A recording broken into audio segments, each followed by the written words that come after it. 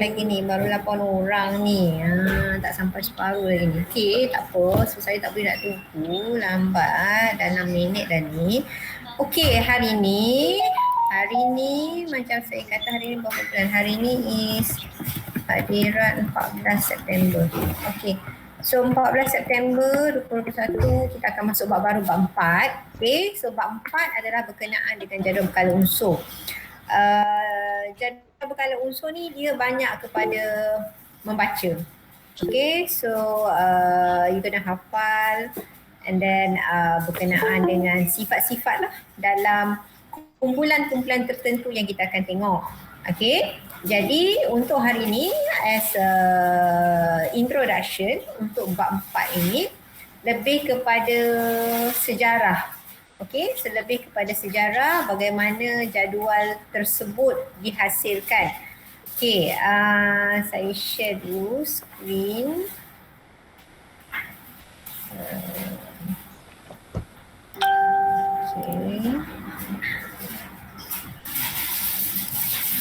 Okey, so ini bab 4.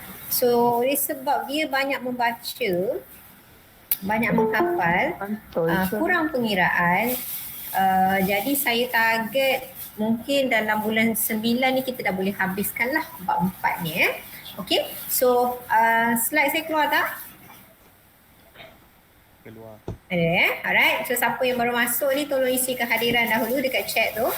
Okay, kita nak tengok bab 4 adalah jadual berkala unsur. Okay, awak semua pun dah biasa, dah familiar dengan jadual berkala unsur ni. Kita ada beberapa subtopik yang kita akan cover. Okay, so 4.1 adalah perkembangan jadual berkala unsur. Yang ini yang saya kata tadi adalah sejarah dia lah. Kita nak tengok saintis-saintis barat lah. Okay, yang terlibat dalam pembentukan jadual berkala unsur. Okey, kemudian 4.2 adalah susunan unsur dalam jadual berkala unsur moden. Jadual berkala unsur moden. Okey, yang inilah. Ini jadual berkala unsur moden. Jadual berkala unsur ni saya ringkaskan sebagai JBU lah, senang nak sebut. JBU, jadual berkala unsur. Okey, kemudian kita akan tengok secara detail. Okay, sorry yang belum masuk ni. Okay, so kita akan tengok secara detail macam saya bagi tahu tadi, bagi kumpulan-kumpulan unsur tertentu. Okay, so kita akan mulakan, kita akan study untuk kumpulan 18 dahulu. Okay, mula dengan kumpulan 18 sebab kumpulan 18 ini adalah kumpulan yang paling stabil. Okay, dalam jadual berkala unsur mana kumpulan 18 yang paling hujung kat kanan ni. Okay, so ini kumpulan 18 paling hujung kat sini. Okay, kemudian kita akan tengok, kita akan study untuk kumpulan 1. Okay, kumpulan 1 yang paling belah kiri ni lah, ni kumpulan 1. Okay, kemudian kita akan tengok kumpulan 17. Okay, kumpulan 17 kat sini. Ini kumpulan 17. Okay, kemudian kita akan tengok unsur dalam kala 3. Okay, apa itu kala? Kala itu adalah barisan secara melintang. Okey, kumpulan kita dah tahu atas ke bawah. Kita mula daripada belah kiri ya. Ni kumpulan 1, kumpulan 2, 3 dan seterusnya sampai kumpulan 14. Kat ujung ni kumpulan 14. Okey, tetapi kala itu bermaksud garisan horizontal. Okey, kita akan baca daripada kiri juga sebab kita rumi kan. So rumi kita baca daripada kiri ke kanan lah. Jadi ini kala 1. Okey, baris lah. Okey, ini kala 2. Ini kala 3, okay, ini kala 4 dan seterusnya. Okay, so ada 7 kala 1, 2, 3, 4, 5, 6, 7. Ada 7 kala petala tu. Okay, dan kita akan fokus kepada kala 3 sahaja. Okay, kemudian kita akan tengok unsur peralihan. Mana unsur peralihan ni yang tengah ni, nampak tak ni? Ini tengah ni. Okay, so ini adalah subtopik kumpulan-kumpulan. Ada 3 kumpulan kita akan tengok secara detail. Dan kita akan fokuskan kepada kala 3. Kala 3 tu mana ni? Bermula daripada natrium, magnesium, aluminium, silikon, P fosforus, S sulfur, klorin dan argon. Kita akan tengok sifat-sifat dia tadi ya. So, apa yang kita akan buat? Awak akan belajar berkenaan dengan sifat umum untuk ahli-ahli dalam setiap kumpulan tersebut. Okey, kemudian kita akan tengok sifat kimia, sifat fizik dia. Okay, so siapa yang baru masuk lagi sekali tolong isikan kehadiran ya. Okay, so saya dah kata banyak membaca, banyak menghafal lah. Saya tak pasti, saya rasa macam tak ada pengiraan. Okay, banyak menghafal lah. Okay, jadi saya just terangkan dan selebihnya awak kena buat ulang kaji lah. Kena baca, kena menghafal. Okay, kita pergi hari ni pada 4.1 dahulu, perkembangan jadual berkala unsur. Okay, so semua orang dah tahu jadual berkala unsur ni macam katalog. Kalau kita nak beli barang, kita tengok katalog kan, kita tengok katalog bahan-bahan barang-barang tersebut. Okay, samalah dengan jadual berkala unsur ni, dia menunjukkan unsur-unsur kimia yang telah dijumpai di muka bumi lah sehingga ke takat ataupun ke hari ini. Okay, so kita boleh tahu ada berapa jumlah unsur yang ada dan dijumpai. Okay, dan kita boleh tahulah ciri-ciri dia, sifat dia, dan dia kumpulkan ikut kumpulan. Okay, banyak teori yang telah ditemui oleh ahli sains sebelum jadual berkala unsur moden dihasilkan. Okey, so dalam awak punya silibus ada 6 ahli sains yang awak kena ambil tahu. Okey, so ada 6 So 6 ahli sains yang awak kena ambil tahulah. Okey, so dimulai dengan Antion Lavoisier. Okay, Antion Lavoisier. Okay, so dia the first one lah, kita dekat sini. Okay, apa dia punya sumbangan? Dia mengkelaskan unsur mengikut kumpulan tertentu. Okay, seperti kumpulan gas, bukan logam, logam dan oksida logam. Okay, kita dah biasa tengok mana bukan logam, mana logam. Okay, dialah asasnya. Dialah yang mengasaskan, mengkelaskan. Okay. So namun begitu, klasifikasi beliau kurang tepat kerana beliau juga mengkelaskan cahaya, haba dan beberapa sebatian ke dalam kumpulan tersebut sebagai unsur. Okay, so how come you nak masukkan cahaya, haba dalam unsur? Okay, padahal kita tahu unsur tu adalah bahan kimia. Manakala cahaya dan haba awak tak boleh pegang. Cahaya dengan haba itu adalah bukan jirim. Ingat tak kita belajar bab 1 jirim dan bukan jirim? Apa ciri jirim? Apa ciri-ciri jirim? Apa ciri-ciri jirim? Boleh jirim mesti mempunyai jisim dan apa? Dah lupa dah. Memenuhi ruang. Okey, so 2 itu sifat jirim. Mesti mempunyai jisim dan memenuhi ruang. Okey, so kalau cahaya dengan haba, mungkin yes, cahaya dengan haba memenuhi ruang, tetapi kita tak boleh nak quantify, kita tak boleh nak ukur berat dia, jisim dia, cahaya dengan haba. Macam mana awak nak tangkap? Haba cahaya dia nak timbang. Okay, so tak sesuai lah. Okay, sebab tu dia kata klasifikasi beliau kurang tepat. Okay, selain itu terdapat beberapa unsur yang dikelaskan dalam kumpulan yang sama tapi menunjukkan sifat kimia yang sama, yang berbeza. Okay, secara dasar ahli-ahli dalam kumpulan yang sama sifat kimianya mesti sama. Okey, apa itu sifat kimia? Kemampuan dia bertindak balas. Dalam ahli-ahli dia mesti sama.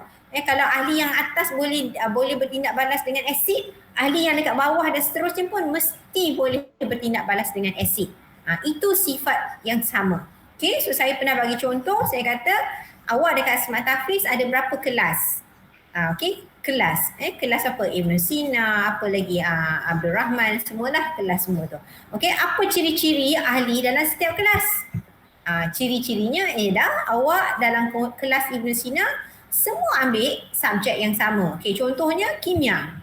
Okey, semua orang dalam kelas Ibn Sina tu ambil subjek kimia. Okey, so samalah ceritanya kalau dalam kumpulan yang sama. Ahli-ahli dia mesti mempunyai sifat kimia yang sama. Okey, tetapi Antion Lavoisier ni dia salah dia punya interpretation dia. Okey, so itu yang pertama. Okey, and then kita tengok yang kedua, ahli sains yang kedua adalah Johann Dobereiner. Johann Dobereiner. Okey, so tahun dia 1780 hingga 1849 lah. So Dobereiner mendapati bahawa jisim atom strontium adalah hampir sama dengan purata jisim atom kalsium dan barium. So unsur-unsur ini mempunyai sifat kimia yang sama. Okey, strontium, barium, kalsium. Kalau awak semak jadual berkala unsur, ini semua kumpulan 2. Okey, so begitu juga dengan unsur klorin, bromin, iodin. Kumpulan yang terdiri daripada 3 unsur ini dinamakan triad. Okay, and then klasifikasi Dobereiner terhad kepada beberapa unsur sahaja. Okay, namun klasifikasi beliau telah menunjukkan perhubungan antara sifat kimia unsur dan jisim atom. So dekat sini jelas sumbangan dia, apa dia buat? Dia telah berjaya mengkelaskan kumpulan 2. Mana dia? Yang inilah poin nombor 1. Strontium, kalsium dengan barium ni adalah ahli-ahli dalam kumpulan 2. So dia grupkan. Okay. So begitu juga klorin, bromin dan iodin pun dia berjaya grupkan dalam satu kumpulan yang sama. Itu sumbangan dia. So ahli sains yang kedua adalah Dobereiner. Okey, kemudian yang ketiga, okey, John Newlands. Okey, so Newlands menyusun unsur mengikut pertambahan jisim atom. Okey, so beliau menyusun 7 unsur dalam satu baris. Okey, ni ya. Okey, kerana beliau mendapati sifat kimia dan sifat fizik unsur yang pertama berulang pada setiap unsur ke-8. Apa? Parasite. Sebagai hukum Aku tengok kelas oktav tu maksudnya 8 oktav Aku je dah lagi bab Okey, kemudian hukum oktav ini dapat dipengaruhi oleh hanya dipatuhi oleh 17 unsur yang pertama. Namun begitu, ulangan sifat unsur ke-8 ini telah menunjukkan kehadiran corak berkala dalam sifat unsur. Okey, so yang utama dia punya pencapaian ialah inilah dia mendapat dia menerbitkan satu teori yang dipanggil sebagai hukum oktav. Oktav tu maksudnya 8. Okey, so itu John Newlands. Okey, kemudian yang keempat adalah Lodemeyer.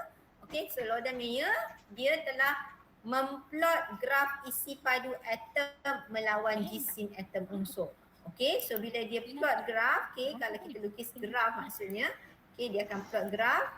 Okey, so ini adalah isi padu. Paksi Y itu adalah isi padu atom, manakala paksi X itu adalah dia punya, paksi X itu adalah jisim. Okey, jisim. Okey, so jisim. Alright, so itu dia yang dia plotkan. Okey, dan beliau mendapati unsur-unsur yang berada di dalam kedudukan yang setara pada lengkung gram mempunyai sifat kimia yang serupa. Okey, contohnya atom lithium, natrium, kalium, rubidium yang berada pada lengkung puncak lengkung. Okey, so Meyer juga telah membuktikan ulangan sifat unsur seperti Newlands. Okey, so yang ini adalah dia punya dia punya hasil daripada kajian dia lah, mendapati unsur-unsur yang berada di dalam mana dia punya sekejap. So beliau mendapati unsur-unsur yang berada di kedudukan yang setara pada lengkung graf mempunyai sifat kimia yang sama. Okey, you akan dapat graf. Dia plot graf tu akan melengkung. So pada garisan lengkung tu ada duduknya atom-atom tersebut. Menunjukkan sifat dia samalah. Okey. Right. So then yang kelima, daripada tahun 1834 hingga 1907, ini usia dia lah. Okey, Dmitri Mendeleev. Dmitri Mendeleev menyusun unsur mengikut pertambahan jisim atom. Okey, so kita tahu jisim atom tu mana? Nombor nukleon. Okey, so kita susun mengikut pertambahan jisim atom. Hanya unsur yang mempunyai sifat kimia yang serupa disusun dalam lajur menegak yang sama, kumpulan. Okey, so saya dah kata dalam kumpulan ahli-ahli dia sifat kimianya sama. Okey, beliau meninggalkan beberapa ruang kosong dalam jadual untuk diisi dengan unsur-unsur yang belum ditemui. Okey, so dia dah letak dah. Okey, yang mana yang dia dah jumpa, yang mana yang dia kaji, dia dah letak dah dalam jadual berkala. Tapi dia masih ada yang kosong-kosong tu sebab masih dalam kajian. Okey, so itu dia dah start plotting jadual berkala unsur. Okey, dan beliau berjaya meramas sifat unsur yang belum ditemui melalui sifat unsur yang berada di atas dan di bawah. Okey, so kalau dalam kumpulan yang sama, sebenarnya kita dah boleh buat jangkaan. Kita boleh buat ramalan dah. Okey, daripada sifat dia, bentuk dia macam mana. Kita dah boleh buat ramalan tu tadi. Okey, so ini Dmitri Mendeleev. And then the last one, betul tak last one? Yes, last one adalah Henry Moseley. Okay, so Moseley mengkaji frekuensi. Saya tak tahu awak ada belajar tak frekuensi dalam fizik. Ada tak belajar ni? Frekuensi. Ada tak belajar frekuensi dalam fizik? Tak ada. Dah masuk ke belum? Belum? Belum. Belum. Pernah dengar tak frekuensi tu apa? Pernah dengar tak frekuensi tu apa? Tak cikgu. Frekuensi itu adalah gelombang. Serius Berapakah bilangan gelombang yang terhasil Apa? dalam Tak lah. tempoh masa 1 saat. Gelombang. Okay, so itu adalah Budak-budak kelas aku tak pernah tahu So frekuensi tu. mostly mengkaji frekuensi sinar Apa? X yang Frekuensi, dibebaskan oleh budak-budak pelbagai kelas unsur tak dan tahu. akhirnya menemui hubungan Fizik ke spektrum. tengah belajar? Spektrum Tak ni lah. macam dia punya Kimia. gerak. Tapi maksudnya tak adalah, tak semestinya nak kena belajar So frekuensi. beliau Tak tak mencadangkan pernah setiap ayat frekuensi unsur pun. harus mempunyai nombor proton tersendiri. Radio tak Beliau pernah kemudian radio. menyusun unsur dalam jadual berkala unsur mengikut tertib nombor proton yang naik. Okey, so kalau awak tengok dalam jadual berkala unsur, nombor proton ni memang dia tertib satu. 1, 2, 3, 4, 5, 6, 7, 8, 9, 10. Sampai seteruslah. Itu nombor proton. Tetapi kalau nombor jisim, okey, nombor jisim, nombor nukleon, dia tak ada, dia nampak menaik tapi dia tak kata, dia tak susunan dia bukan wajib mula 1, 2, 3, 4, no. Kadang-kadang awak boleh tengok 1, lepas tu pergi ke 3. Tapi hari Dia tu ada selasa aku skip. dah terkejut siapa Tapi kira kalau apa nombor gitu. proton, yes, awak kena start daripada 1, 2, 3 dan seterusnya 100 lebih. Okay, so mostly juga meninggalkan ruang kosong seperti Mendeleev dan berjaya meramal 4 unsur yang kemudiannya ditemui, iaitu technetium, Tc, chromium, hafnium dan rhenium. Okay, so ini adalah unsur-unsur yang akhir-akhir jugalah yang dekat bawah-bawah ni. Okay, so saya sendiri pun tak familiar dengan unsur-unsur ni. Tc, Pm, Hf, Re. Saya sendiri tak familiar. Sebab kita akan fokus dalam jadual berkala unsur tu yang atas. Yang bawah-bawah ni inilah sebab dia masih baru dan tak banyak sangat kajian. Okay, so nak kata baru tak baru sangat tu tak adalah. Tapi maksudnya yang atas-atas tu lagi banyaklah dah diguna pakai, dah kita tahu dia punya sifat dia, kegunaan dia dan sebagainya. Okay, so itu adalah, okay, kalau tengokkan, right, so kalau tengokkan ada 6 okay, so yang ini pertama Antion Lavoisier, kemudian Johann, this is not ni, Johann Dobereiner, nombor 2, this is nombor 3, Newlands, nombor 4, Loda Meyer, okay, Mendeleev nombor 5 dengan Henry Moseley nombor 6. So ada 6 ahli sains yang termasuk dalam silibus awak. Awak kena baca, awak kena ni lah. So soalan yang ini biasanya kalau keluar pun memang akan keluar dekat bahagian kertas 1, objektif. Okay, so setakat 1 soalan, 2 soalan sajalah. Dia akan tanya, dia bagi dia punya findings, mungkin dia tanya siapakah ahli sains yang mengkaji, macam tu. Okay, so nak fokus pun tak perlu in detail sangatlah. Okay, kantor je. nak tinggal langsung pun macam rugi juga, 1 markah, 2 markah nanti masa exam tu. Okay, so nak tak nak kena tahu jugalah. Alright, okay, and then kita akan pergi kepada prinsip asas penyusunan prinsip asas penyusunan unsur dalam jadual berkala unsur. Okay, so saya rasa awak semua pun dah biasa dah tengok jadual berkala unsur, dah perasan dah kumpulan, harapnya lah dah tahu dah bila saya kata kumpulan tu apa, bila dia kata kala tu apa, bila dia kata nombor proton tu apa. Okay, so by right awak dah familiar, dah biasa dengar. Okay, so prinsip asas penyusunan unsur dalam jadual berkala disusun mengikut tertib nombor proton yang menaik dari 1 hingga 118. Okay, cuba buka awak punya buku teks, cuba tengok jadual berkala unsur awak dalam buku teks tu. Ada 100 berapa? Ada 100 berapa unsur dalam jadual berkala buku teks? Ada berapa? Boleh siapa-siapa tengok tak?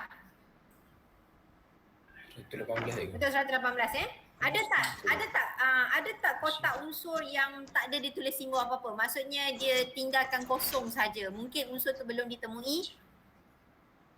Ke semua ada simbol dah? Saya tak boleh semak sebab saya tak bawa buku teks saya hari ni. Jadi saya minta tolong awak semak. So dalam jadual berkala unsur dalam buku teks tu cukup 118 semua ada simbol Cukup semua simbol Okay. So sebenarnya sampai sehingga ke takat hari ini lebih dah daripada 118. Okay, ada yang lebih. Awak boleh semak lah, awak boleh google dekat online. Okay, look at for the latest periodic table, more than 118 sebenarnya. Okay, tapi ini just untuk pengetahuan awak lah. So macam saya kata, kimia kita akan fokuskan untuk level SPM daripada unsur nombor proton 1 sehingga nombor proton 20. Okay, so itu yang awak kena fokus. Okay, tapi sebab sekarang ni kita belajar bab berkenaan dengan jadual berkala unsur, jadi kita nak ambil tahu secara umum lah. Okay, so unsur yang mempunyai sifat kimia yang serupa diletakkan dalam lajur menegak yang sama. So lajur yang menegak ini adalah kumpulan, kita panggil sebagai kumpulan. Okay, kemudian dalam slide ini saya tunjukkan rajah 4.1 adalah unsur baru yang dijumpai lah. Okey, terdapat penemuan beberapa unsur baru seperti nihonium, moscovium, tennessine dan organisin. Okey, yang dimasukkan ke dalam kala 7 jadual berkala. Okey, so ini 4 unsur barulah. So tengok simbol dia, NH, MC, TS dengan ONG. Saya pun tak tahu TS ni adalah unsur kimia. Okey, tennessine. Alright. Okey, so itu 4 unsur barulah yang dijumpai. Okay, then kita pergi kepada susunan unsur dalam jadual berkala unsur moden. Okay, so jadual berkala unsur moden yang kita dah tengok lah sekarang ni, masing-masing dah tahu lah. Okay, so yang ini saya just ambil daripada internet. Awak boleh nampak ada macam-macam colour kat sini. Setiap colour ni ada maksud dia bukan dia suka-suka colour lah. Cuma dia sendiri takrifkan colour merah ni maksudnya apa. Okay, so kalau awak nak buat jadual berkala unsur awak sendiri, awak nak colour berbeza, boleh, tak ada masalah. Macam ni kan, ini yang tangga ni, di boron, silikon, germanium ni dia letak colour kuning. Awak nak letak colour kelabu ke, colour lain ke boleh, tapi awak kena tahu apa maksud ni colour kuning ni, kena tahulah. Okay, so samalah macam saya kata tadi, dia colourkan berbeza-beza ada sebab. Okay, so macam yang ni, dia colour pink. Kenapa dia colour pink? Sebab ini adalah dalam kumpulan yang sama. Okay, helium, neon, argon, krypton, xenon, radon. Ini dalam kumpulan yang sama jadi dia colour pink. Dia tak colour atas ni pink, yang ni colour orange, ni colour hitam, ni colour biru, tak ada. Sebab dalam kumpulan yang sama, dia bezakan daripada warna-warna tersebut lah. Okay. So jadual berkala unsur moden merupakan satu bentuk penggelasan unsur secara sistematik mengikut tertib menaik nombor proton dari kiri ke kanan dan dari atas ke bawah. Okay. So cara kita nak baca, kiri mula daripada sini kiri atas ni. Okay. Okay. Ni 1, 2. Okay. Turun ke bawah 3, 4. Okay. 5. So dia atas pergi ke kiri, ke kanan. Dari kiri ke kanan, lepas tu pergi ke bawah, kiri ke kanan, lepas tu pergi ke bawah, kiri ke kanan, pergi ke bawah. Itu susunan naik dia, nombor proton. Okey. Susunan unsur dibincangkan daripada aspek kumpulan, dari aspek color, dari aspek nombor proton, dari aspek susunan elektron. Okey, so color kumpulan semua ni kita dah tahulah. Okey, nombor proton pun awak dah familiar, dah biasa. Okey, susunan elektron. Kita dah tengok susunan elektron macam mana 2.8.3. Itu saya harap awak masih ingat lah. Okay, susunan elektron tu. Okay, kemudian lajur menegak dalam jadual berkala unsur dinamakan kumpulan. Ni lajur menegak. Okay, dari atas ke bawah, atas ke bawah. So nampak tak kat atas ni dia tulis 1 sehingga berapa ni atas ni nombor ni? Yang saya gerakkan ke sini ni kumpulan. Okay, ada berapa kumpulan? 18. Okey, yang sebelah kiri ni ada nombor 1 sampai 7. Inilah kita panggil color. Okey, so kumpulan 1 sampai 18 lagi sekali jangan tak tahu, by right dah tahu dah sekarang. Okey, mana kumpulan 1 ni? Semua ni kumpulan 1.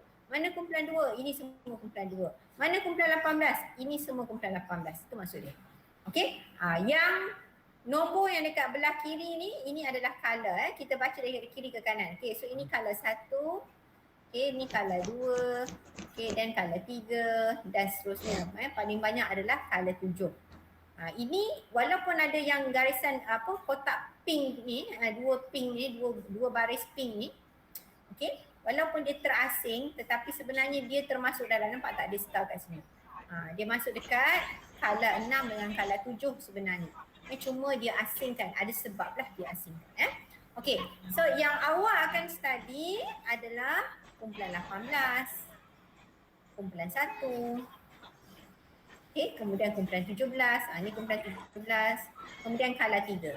Okay, ni color 3. Ini yang awak akan study. Okey, so awak akan study. Okay, kita akan sentuh lah dalam bab ni. Okey, so terdapat 18 kumpulan dan kedudukan kumpulan satu unsur ditentukan oleh bilangan elektron valence. Okey, saya pernah sebut benda ni. Ahli-ahli dalam kumpulan yang sama mempunyai elektron valence yang sama. Apa itu elektron valence? Masih ingat? Apa itu elektron valence? Paling jauh. Elektron paling jauh, elektron yang paling jauh ataupun lebih tepat kita panggil sebagai elektron terluar. Okay, elektron yang terluar. Baru masuk. Berapa dah ni? Baru masuk. Okey.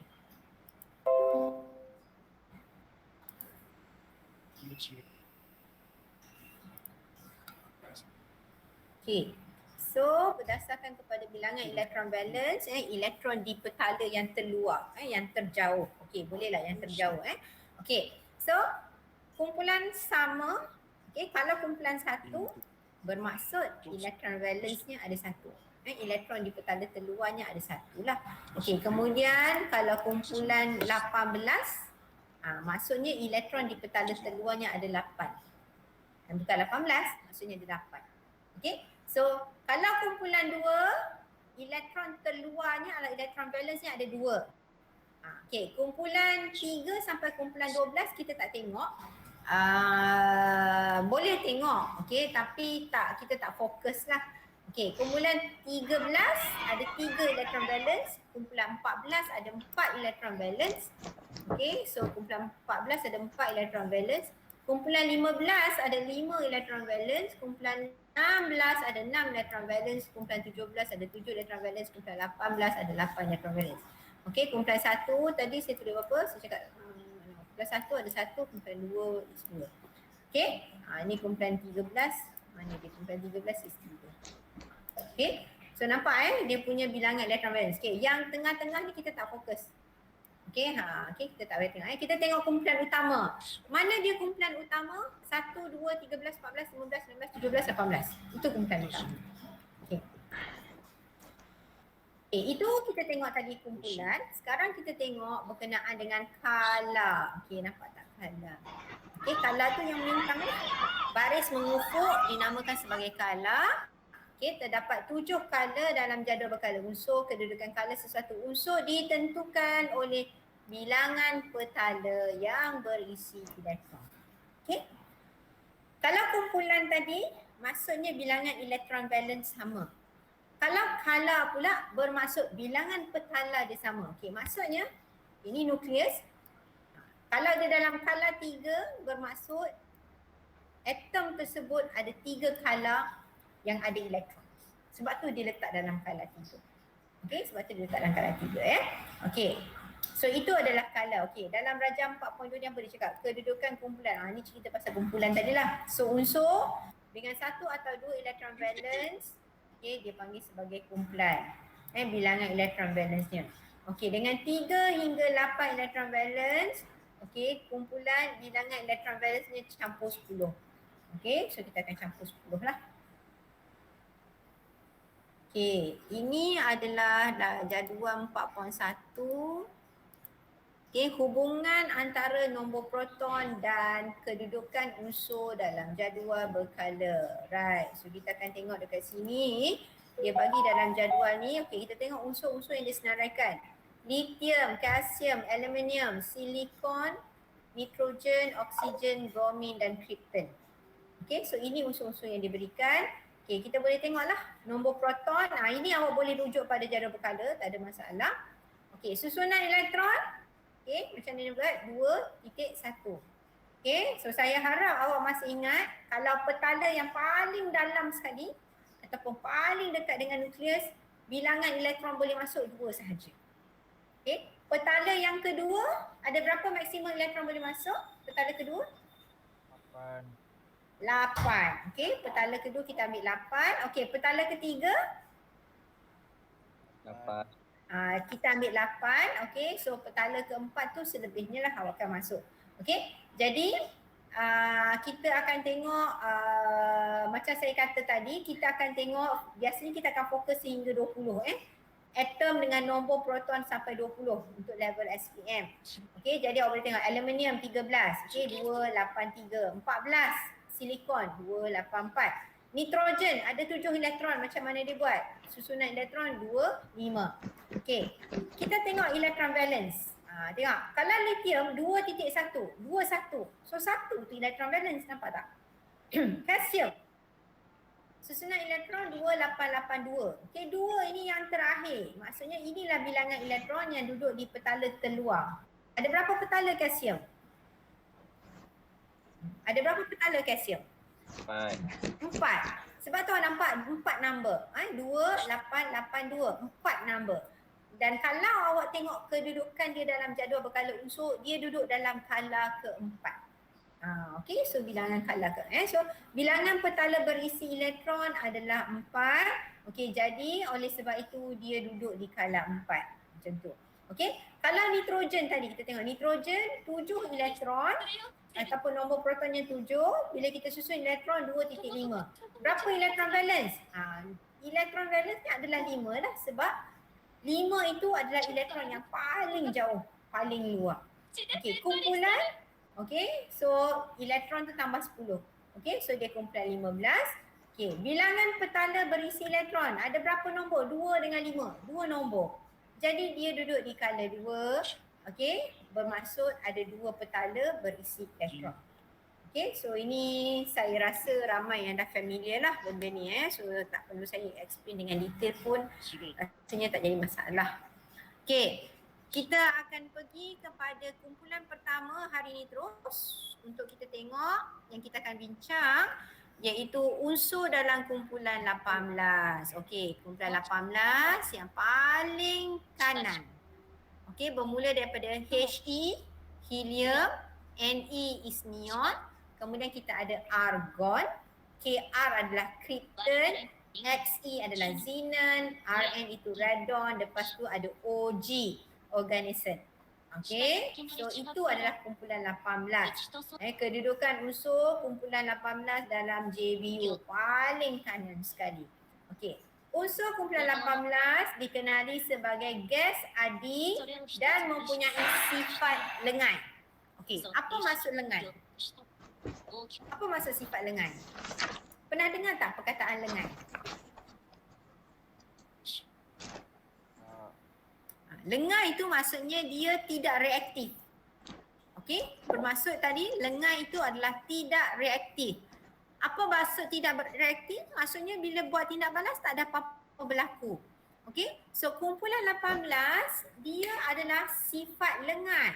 Dia tidak akan tindak balas dengan apa-apa. Sebab kumpulan 18 ni adalah kumpulan yang paling stabil. Okay, dalam banyak-banyak kumpulan dalam jadual berkala unsur, dia yang paling stabil.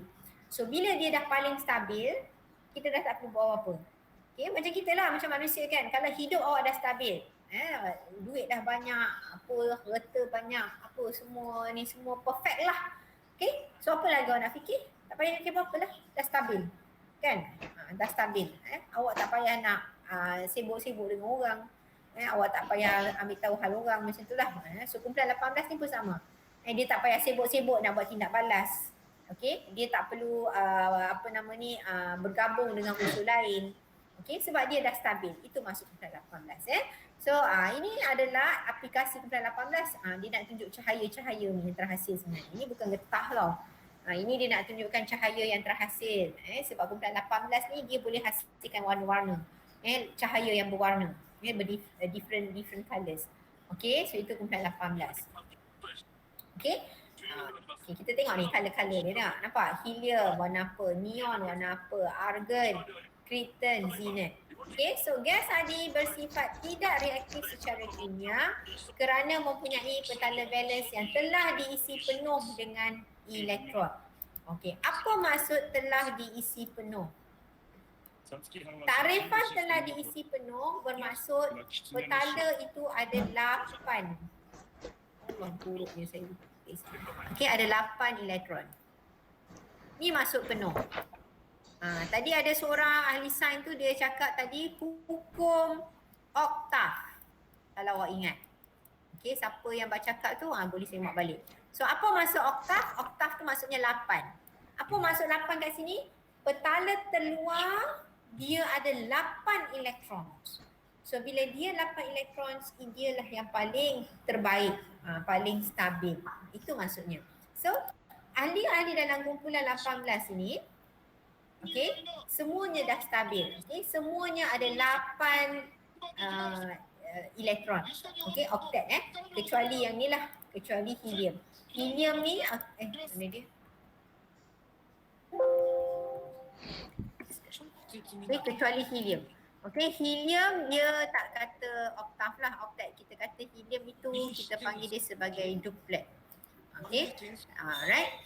So gas adi telah mencapai susunan elektron duplet ataupun ya Allah, apa saya klik ni.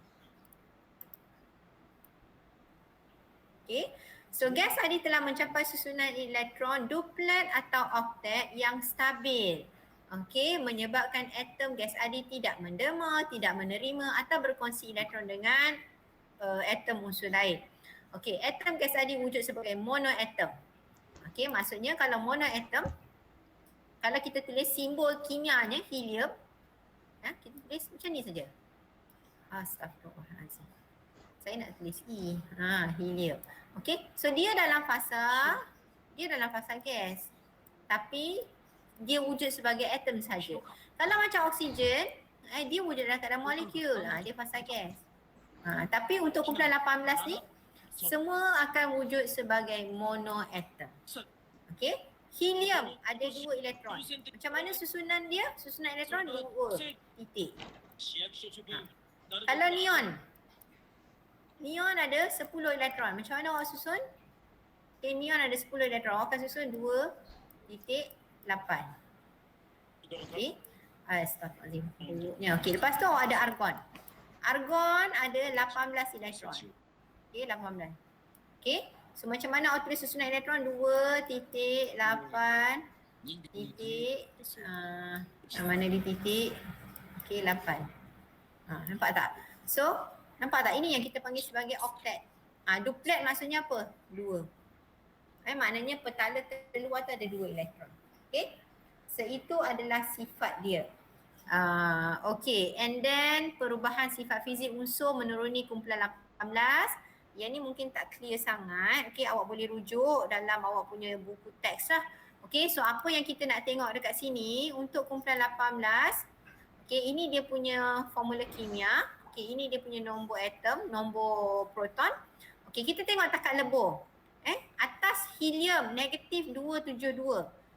Rn, radon, negatif 71. Maksudnya takat lebur makin meningkat ke makin berkurang? Pergi ke bawah. Bermaksud? Makin kurang. Makin bertambah. Bukan makin kurang, makin bertambah. Apa maksud takat lebur? Apa maksud takat lebur?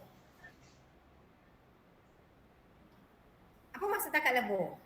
Nampak ada dulu ni, ada takat lebur, ada takat didih. Apa maksud takat lebur? Apa maksud takat didih? Takat lebur? Takat lebur dari pepejal ke cecair. Yes. Itu takat lebur. Suhu untuk pepejal bertukar kepada cecair. Takat didih, cecair pergi kepada gas. Okey, kita tengok contoh ni, kumpulan 18 daripada helium, neon, argon, krypton, xenon, radon. Pergi ke bawah. Takat lebur ni makin bertambah ke makin berkurang?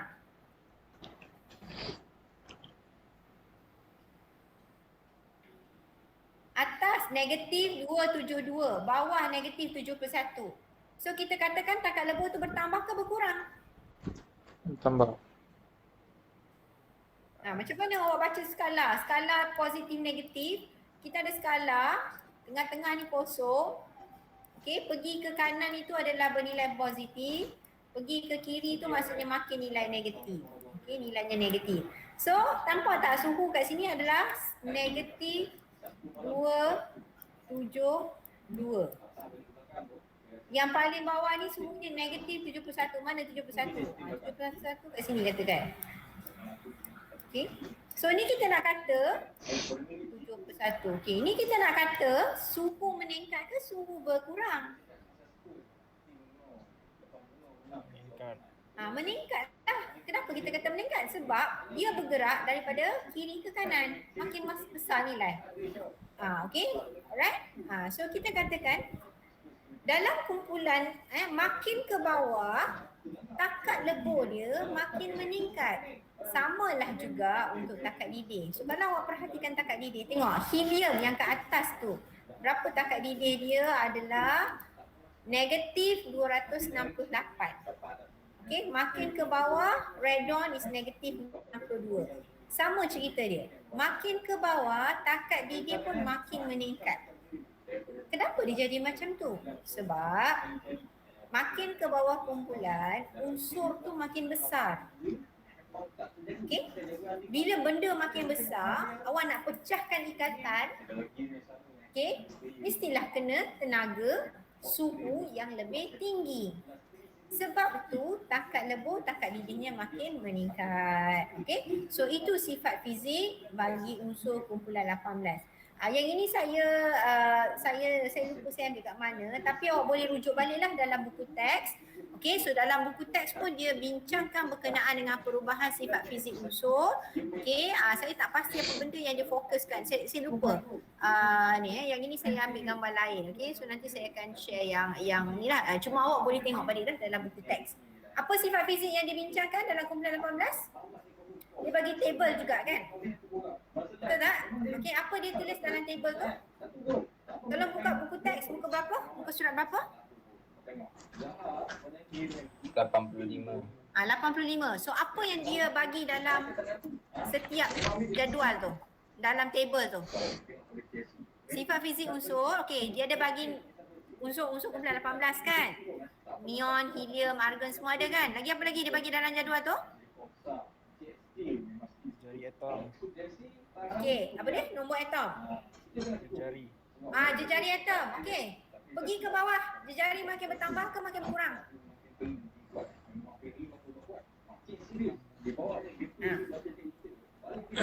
Bertambah. Pergi ke bawah kumpulan. Helium dengan xenon. Mana lagi besar jejari? Xenon. Kenapa xenon lagi besar? Tambah. Kenapa xenon lagi besar? Sebab tambah. Bertambah. Kenapa jejari xenon lagi besar? Oh. Nampak tak? Pergi ke bawah kumpulan, jejari makin bertambah besar ke makin bertambah kecil? Oh, besar. Makin bertambah besar. Kenapa makin bertambah besar? Secara teorinya, awak tengok, kalau helium ada berapa petala?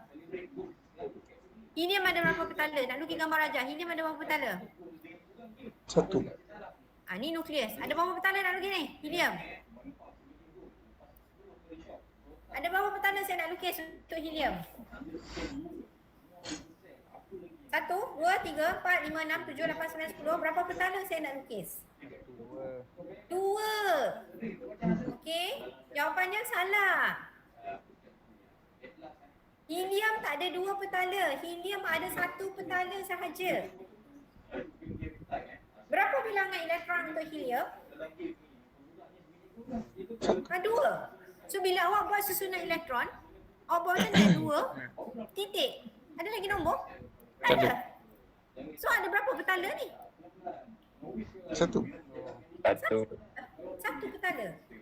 Cuba tengok dalam jadual berkala unsur, dia duduk dalam kala ke berapa? Mana kala? Dari kiri ke kanan. Kiri ke kanan. Kiri ke kanan. Helium duduk dalam kala berapa? Kalau 1. Kala 1 kan? Bila dia duduk kala 1, bermaksud dia hanya ada 1 petala. Xenon, Xe, duduk dalam kala berapa?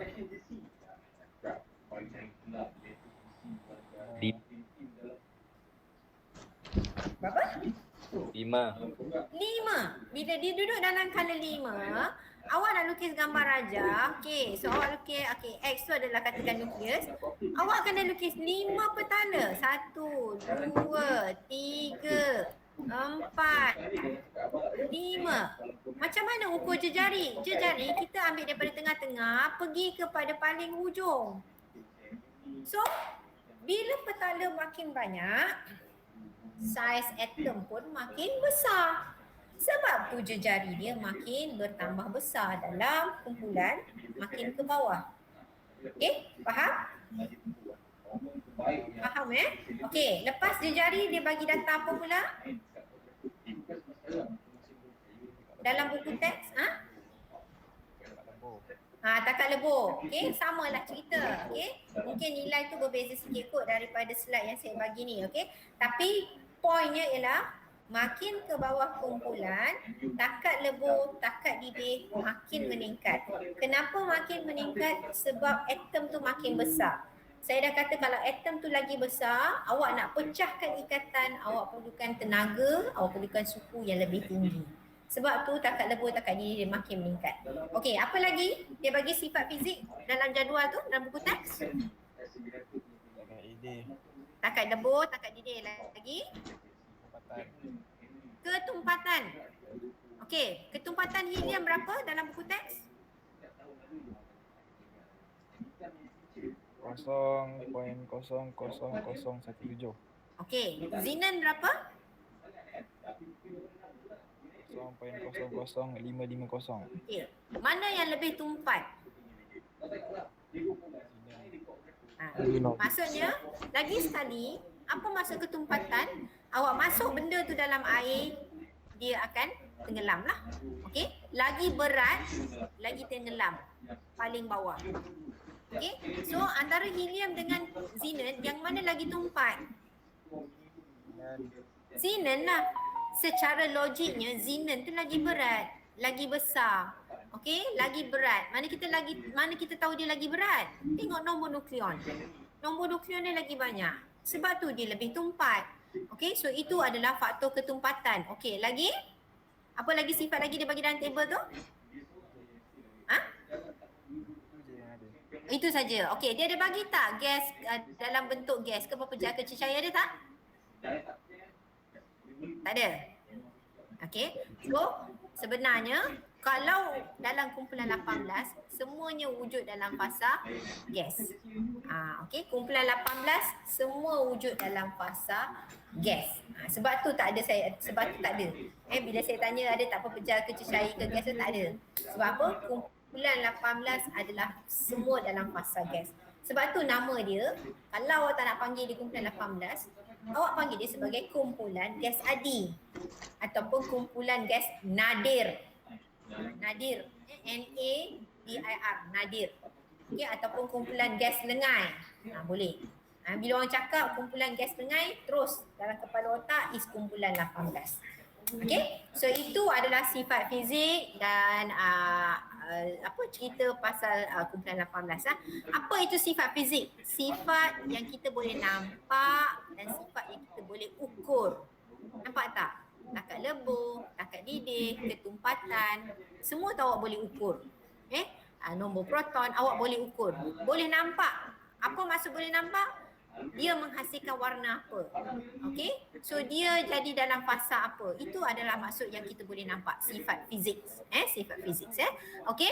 So itu adalah berkenaan dengan kumpulan 18. So hari ini kita dah cover, kalau tengok dalam muka depan ni saya bagi kat sini. Okey, kita dah cover 4.1, 4.2 dan 4.3. Okey, so sampai sekarang ni awak tengok belum ada pengiraan apa-apa. Hanya baca, faham, dengar cerita macam tu saja. Okey, so next class saya akan sambung kumpulan 1, kumpulan 17 lah. Sebab tu saya kata kumpulan 4 ni pendek saja sebenarnya sebab banyak membaca dan bercerita, explanation. Save ke don't save, don't save. Okey, right? So itu sahaja untuk hari ni. Ada soalan tak? Tak ada. Dah tulis nama? Right? So yang belum tulis nama tolong tulis nama. So kalau tak ada apa-apa, insya-Allah kita jumpa hari Jumaat. Seterusnya adalah hari Jumaat. So kita jumpa hari Jumaat lah. Kalau macam tu pukul 2.30 insya-Allah kalau tak ada apa-apa. Okay. So terima kasih pada semua yang hadir untuk kelas hari ini. Okay. Macam biasa saya akan share link kelas, nota semua saya akan share dalam Google Drive untuk simpanan untuk rujukan awak di masa depan. Link Google Drive tu sama saja. Okay, right. Ada apa-apa tak sebelum kita berakhir kelas hari ini? Tak ada? Tak ada Alright. So kalau tak ada apa-apa, ada makluman daripada pengurusan Smart Hafiz ke? Kena masuk Unicell ke apa ke? Ada? Tak ada lagi Alright. Okay, so kita tunggulah kalau ada apa-apa perkembangan kena datang hostel ke apa ke lepas ni. Okay, so kita jumpa hari Jumaat. Terima kasih semua yang datang, yang join kelas saya pada petang ni. Okay, Assalamualaikum warahmatullahi wabarakatuh. Waalaikumsalam. Terima kasih, Cikgu. Terima kasih, Cikgu. Alright. Ya.